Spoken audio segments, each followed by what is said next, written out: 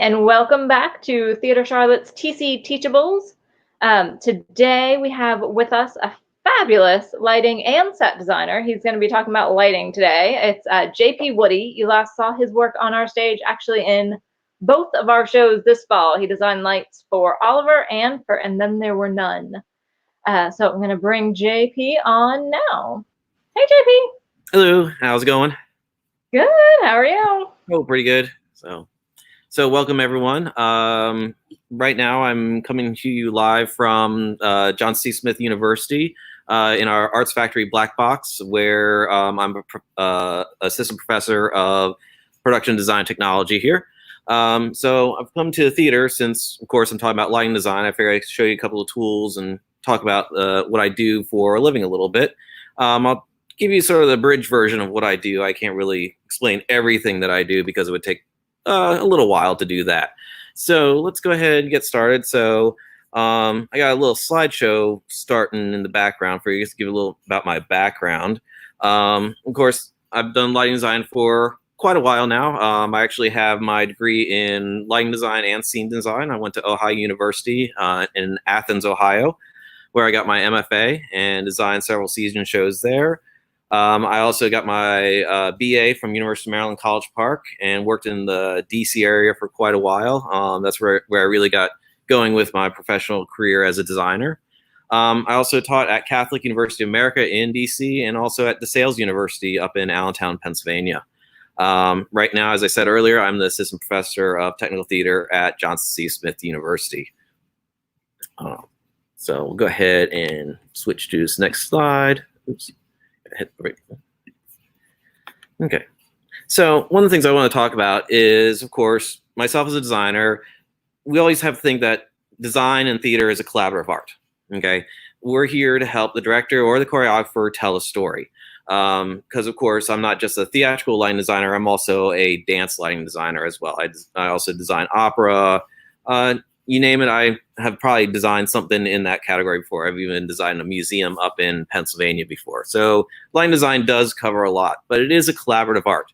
We work with fellow designers, we work with our directors, our choreographers in helping to tell the story of what either the playwright has written or the designer, or not designer, but the director or the choreographer has created in that story.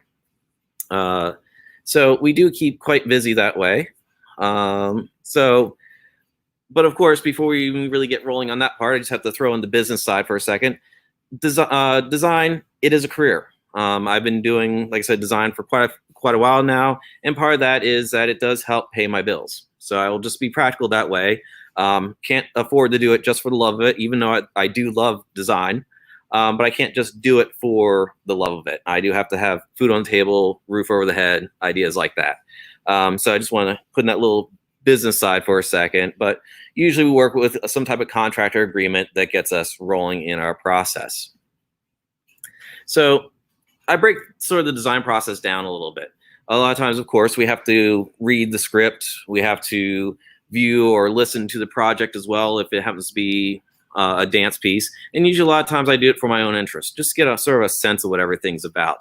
And then I review it. I go another round, read it again, view or listen if it's a dance piece, and start picking out the details. What does it really speak to me? What is the story that's being told there?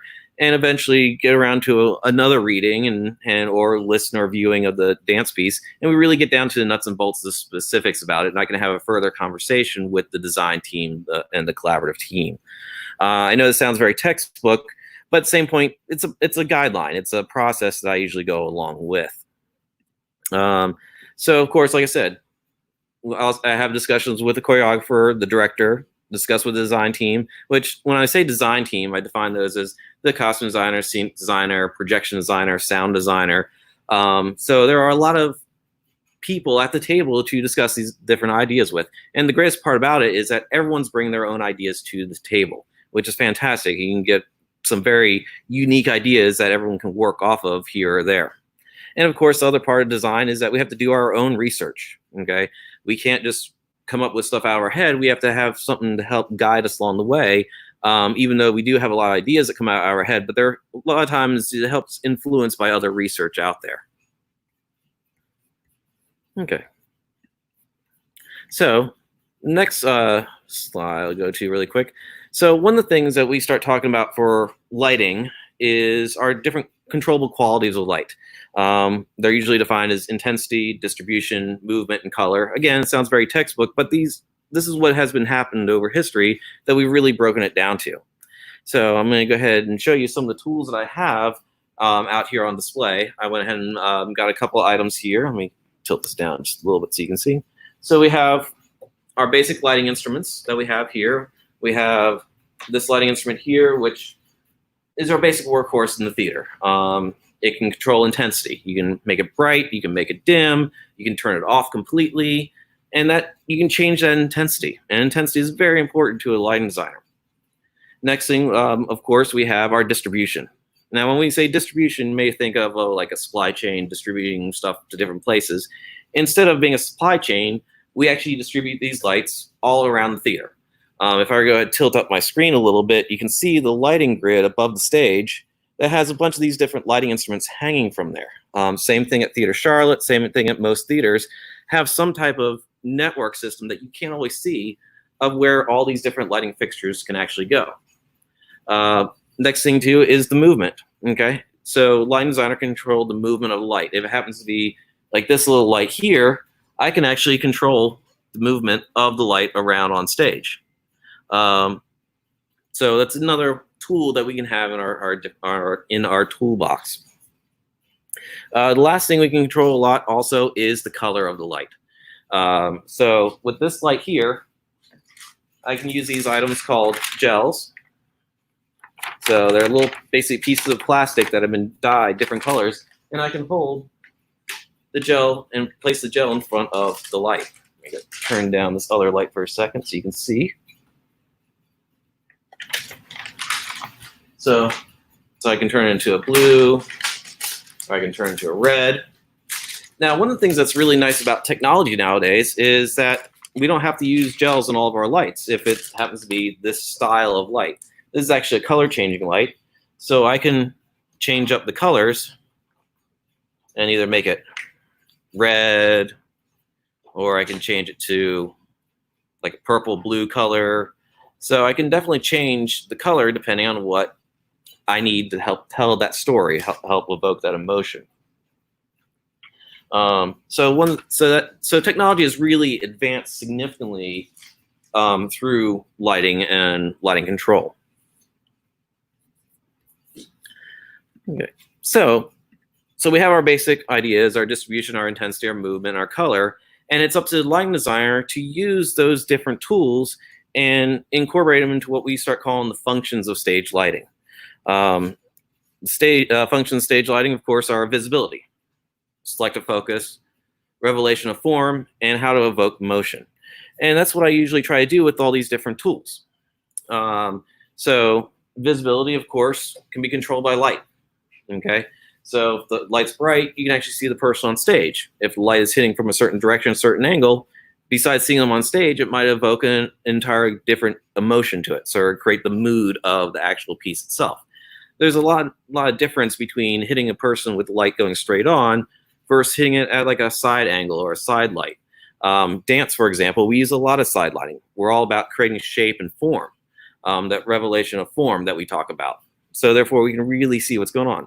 The other controllable that we do a lot is, of course, selective focus. Okay, we want to help guide the audience on what they should be looking for. I use the tool of selective focus quite a bit in the last shows I did with Theater Charlotte, and then there were none, because one of the challenges of that is, well, try not to give any spoilers along the way, but who kills who in the play?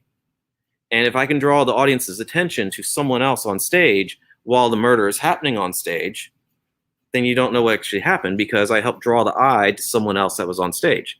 Now, of course, that person on stage was also performing a different part of their role, or they were speaking a line or something like that to help guide that focus onto that character and away from the murder that was actually happening on stage.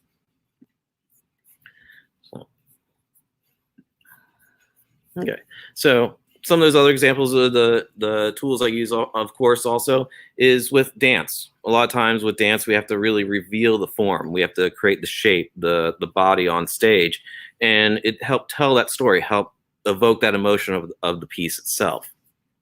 As I was going through a couple of the slides, you can see that we have some sculptural lighting happening in this piece here. Let's see. Hopefully you can see that on screen. This is a piece I did several years back with North Carolina Dance Theater, now known as Charlotte Ballet, called Shelter. And you can see that I really took the light as a sculptural tool to help tell the story of the piece, of the dancer, and also see the shape and the form and the movement of that dancer. So of course, I go through a lot of this work and develop where I want these lighting instruments to be on stage. Now, of course, budget always has an element with it, but you can still create a lot of amazing looks with very small budget as well. It all depends on how you use the different tools you have available in your toolbox. So one of the things that I create a lot of times, I'll go ahead and scooch down to this here, is I usually make a wish list.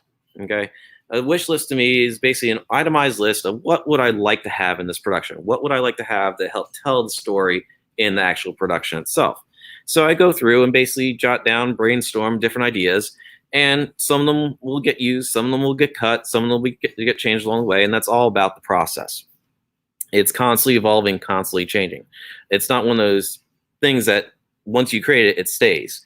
One of the things that's nice about lighting is that it is such an ephemeral tool that you can manipulate it and modify it as needed. So once I create the wish list, I then start creating basically a roadmap for the lights, but what we call is a light plot. So the light plot itself is usually drafted. I usually use a computer now for drafting everything in a computer, but it used to be all done by hand. Technology, again, same thing with the lighting equipment. We were able to actually go ahead and step up on what we can do in the world of drafting and computer-aided design. So here's a close-up of the light plot. This is actually up at the Chautauqua Institution up in Chautauqua, New York, for a production I worked on called Go West that happened several years back. I also brought a couple other examples of light plots too. And usually what ends up happening is we go ahead and print them out. So you can see here, it's like a road map. So the electricians, the crew that usually helps hang all the lighting instruments and helps me focus everything, will actually get this roadmap and know where to hang every single light. I know it looks very confusing on paper, but usually there's some type of legend or key along the side here that actually determines what all these different symbols are. And of course, they come in every lighting show, or every show has a different lighting plot to it as well.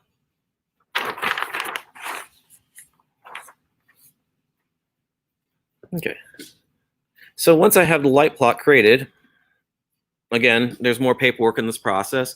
I go ahead and start setting up spreadsheets of what all the different lights do and how they're used and where they're positioned on stage.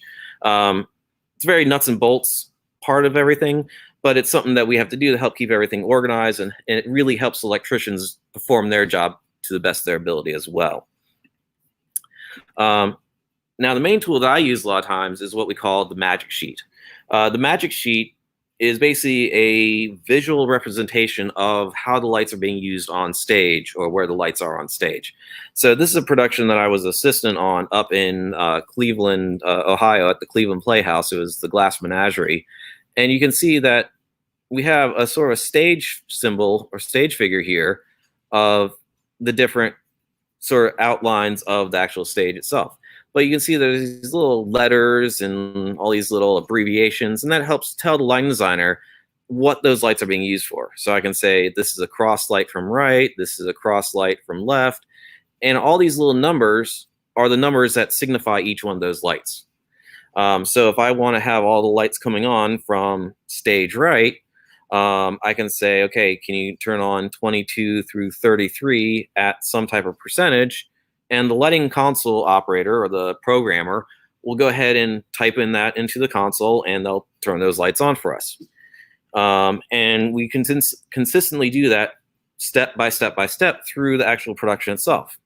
And again, with technology, our lighting consoles nowadays can actually take snapshot recording of what we actually program into the lighting console. Makes it much easier.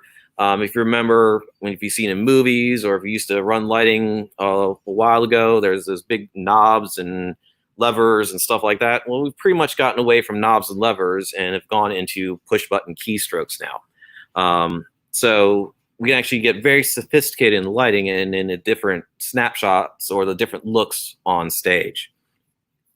So what I usually do is I usually create what we call a cue sheet.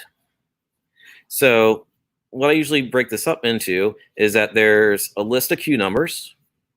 There's a time on how long it takes for that cue to change state. So again, adding in with our quality of light of movement, how long it takes from one light to fade from one intensity to another intensity.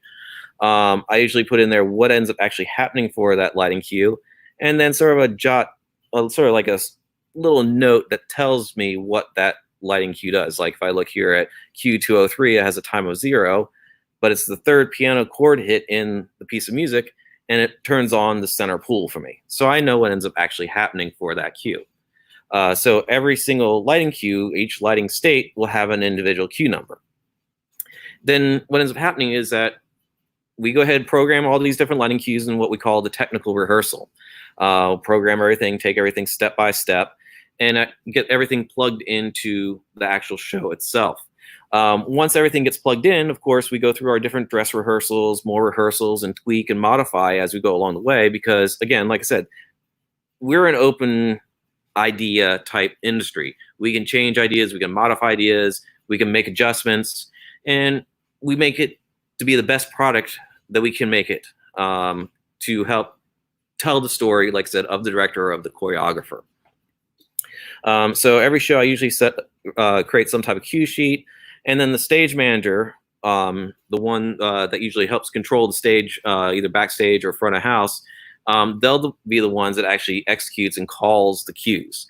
They will tell the lighting board operator, say, or okay, light cue 201, go. And when the stage manager says 201, go, the light board op hits the button for lighting cue 201. Everything's pre-programmed in. It's just a matter of executing that actual lighting cue itself.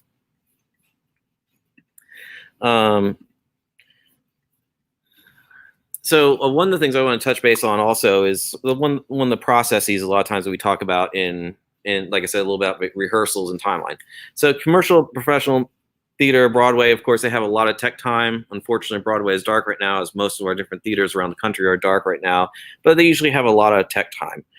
Regional theater, they have some tech time, but it all depends on how busy and how intense the show is.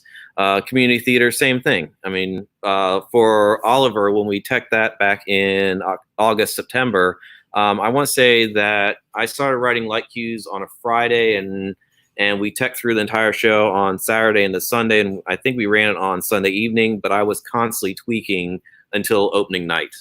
You can ask anyone that was on that show. I was constantly tweaking and modifying. Our stage manager, Cassie, she did a wonderful job calling the show. I had a lot of lighting cues in there, and she was able to keep up with everything along the way. But timeline does affect about how many choices, how many decisions you can make, and how quickly you can make those decisions. Sometimes you are held up by practical needs. Sometimes if you only have a day to get a show up and going, then you may only have so many cues. You really pick out what is the most important. Sometimes that happens with summer stock theater, and when I work up at Chautauqua, a lot of times a group will come in the afternoon and say, here's my cue lists. Can you make cues that sort of resemble the descriptions here? And I'm like, sure. And the show happens at 7:30 at night. So it's a very quick process along the way. So it's a lot of fun, though. It really makes you think on your feet the entire time. And I think that's it for the slides I have. So I'll leave you with this image here. This is a piece I did for North Carolina Dance Theater, or now Charlotte Ballet. So that's kind of very, very brief, quick overview. And I know I probably talked really quickly about it, but I'm open to questions. If you guys have any questions along the way, or if you want me to repeat anything, I'm totally happy to do that. So. Hey, JP. Hello. Chris has a question for you. Sure. I'm going to put it up here because it's long, but he says, since dance is more about shape, composition, and emphasizes the body, how does that affect your color choices compared to other styles of theater? Honestly, a lot of the color choices come from what we're trying to tell as a piece. A lot of times what I end up doing is, because we are looking at shape so much, one of the more common lighting angles is a very low side light. The idea is that low side light helps light the feet, helps light the legs. If they're wearing a large tutu, if you have light that's too high, you get these odd shadow lines on their legs. And I usually have that one as what we call a lower saturation. Basically, the color is not as intense.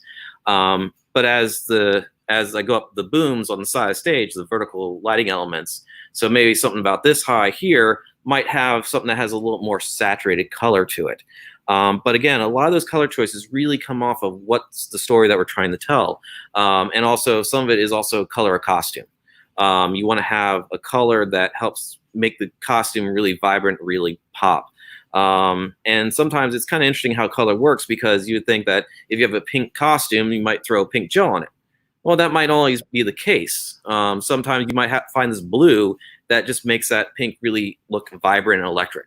It's really interesting how color tries. But the cool thing about color is that it's relatively easy to change. You just change like from one filter to another, and there's manufacturers out there that they make a plethora of colors out there.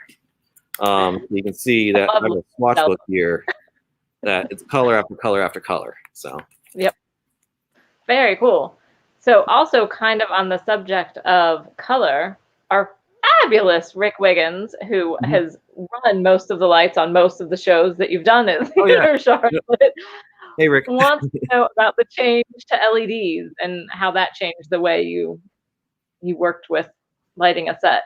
I think it's fabulous, because there's several challenges along the way.